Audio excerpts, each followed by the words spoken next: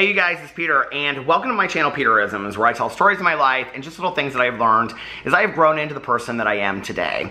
And I have received so many Dear Peter emails in the last week. So if you don't know, every Friday on this channel, I do a kind of advice video based on life experiences, nothing professional, no expert advice. If you're seeking that out, go find somebody that can professionally work with you. Just things that are based on my own life experience. I have received so many, you guys, in the last week that I want to kind of go through and read some of them and see if there's any themes that are consistent, things like that. And then I think I'm going to do like 3 or 4 days of just Dear Peter videos in a row. We're getting ready to go on vacation, so I have some time to do that because my husband is going to be, well, we're not going on vacation, he's going to a work conference. So I'm going to have just all day long to kind of look through stuff and read and relax. I'm so excited about it. But today I wanted to talk about something on here that I had talked about with my friend a couple days ago that I talked about when we were having coffee, and that I came on here and talked about all these realizations that he had. One of the things that we talked about was that you cannot recreate the past. And, you know, we had this very, very in-depth conversation about it, and it was really interesting.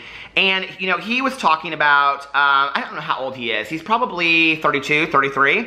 And he was talking about, and he's been sober, you know, he got sober about, I think, like 18, 19.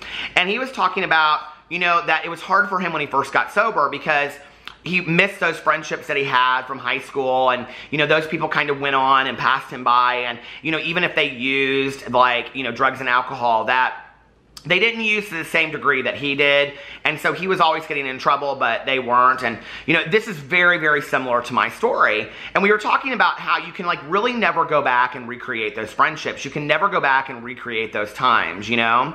And I was thinking about my friend group when I was in high school, and I had about, you know, 5 girls, all girls, of course. I had like 5 girls that I was friends with, and, you know, we hung out all the time together, like every day after school, all the weekends, hung out, you know, we're a bunch of hooligans, all that kind of stuff. And, you know, we had a lot of fun together. You know, we really, really did. And I remember, like, we watched that movie, The Big Chill, and we always kind of related to that. And we said, oh, this is going to be us. Like, later, you know, in life, we're going to all come back together, and we're going to be, you know, friends again, and we're going to rent a big house and have these big pitch-ins and stuff. And I remember my one friend, she was very cynical always. I wouldn't say she was negative, she was just cynical, right? And I remember when we watched it, we all would, like, pick characters who we thought we were from The Big Chill. Did you guys ever see the movie The Big Chill? Okay. So if you've never seen The Big Chill, it's fantastic. The whole soundtrack is all like 50s music and 60s music. And it's about this group of friends from college that one of their friends commits suicide. And so they come back and for the funeral, and then they all stay at their house, this one couple's house, for the weekend. And it's really about what happens as we get older. I have not seen this movie in so long, you guys. I don't know that I've seen it since, like, that age. I should probably watch it again. And, you know, Glenn Close is in it. And I can't remember the main character. Is it William? It's William Hurt is the main character. Or not the main character, but he's one of the main characters. And in it, he's very, like, very cynical. Like, we were never really that kind of, we were never friends on that level. And this is, you know, this is the fact that we're all here together, like, because they were like, you've changed, you know? And he was like, you didn't know me, like, you never knew me. And I remember my friend always related to his character, and she always said, like, we don't really know each other, like, we're gonna go on and live our lives, and this is a moment of us in time, like, we're not gonna be able to recreate that. It makes me sad even thinking about it, you know? I'm somebody that very much holds on to the past. If you watch my vlog, you know I tell a lot of stories from the past. You know, I'm a very nostalgic person. I romanticize the past. I love telling stories from the past. I do. And I don't think there's anything wrong with that. I also want to be able to enjoy, you know, the present and the future as well. But my friend Tanya and I have been friends for 21 years. We have seen a lot of people come and go in that 21 years. And I don't just mean, like, by death, which that has happened as well. But I mean, like, a lot of friends come and go that moved away, you know, and are still sober. Or friends of ours that weren't even sober, that just, you know, weren't people in sobriety that we were friends with, that moved away, got married, had kids, their lives moved on. People have just left our lives, and the constant through the 21 years has kind of been Tanya and I, you know? And a couple years ago, we were sitting on her patio. So Tanya's patio in her backyard has been a meeting place for 20 years, okay? I mean, the people in and out, dogs running around, volleyball games going on, bonfires, people cooking, Tanya always making something, people running in and out of the house. There was always 2 or 3 people in the living room, watching a movie with her husband, and, somebody sleeping upstairs in the guest bedroom because they didn't have anywhere else to go. And, Tanya's place has just been this central focus place of our whole friend group for much of the last 20 years. And, a couple years ago, what happened was, I'd say in the last 5 or 6 years, one friend moved away, then another one, and people have started slowly leaving our lives.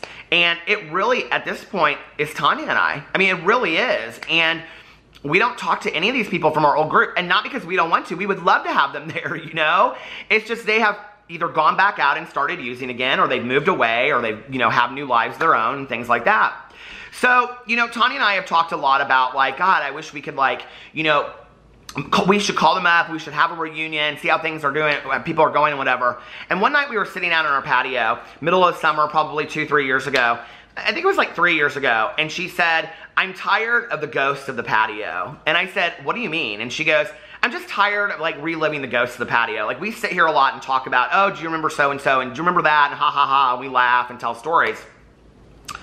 She said, I'm ready to start making some new memories. I'm not about recreating the old memories anymore. Those people have chosen to move on. Like, they're not here, right? And we're just getting sad talking about the times of the past. And she's like, I'm tired of sitting in that. And I said, I am too.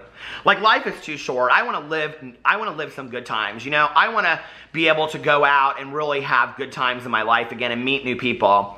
And, slowly it's happened. We started switching things up, and Tanya and I have met new people, and she's still my constant in my life, and she probably always will be. I hope she always will be, we never know. And that's the thing, is that there have been a lot of people in my life that I thought would be there every single day, and they're just not there anymore, and not necessarily in a bad way, but just because life separates us sometimes. And, I remember, like, being in high school, and I was, like, ride or die with my friend group, and I can remember my mom saying to me, my dad really never said it to me, but my mom did, saying, like, I think it's great that you have these friends, but, like, you probably won't be as close to them for the rest of your life as you are now, so don't base your decisions on life on these people. And I'd be like, Mother, we are going to be friends and live in the same neighborhood for the rest of our life. Remember you'd say stuff like that? I mean, we were all going to do this and go to college and whatever. And in fact, I remember the day, the night before all my friends were leaving for college, I stayed in Indianapolis and went to school here.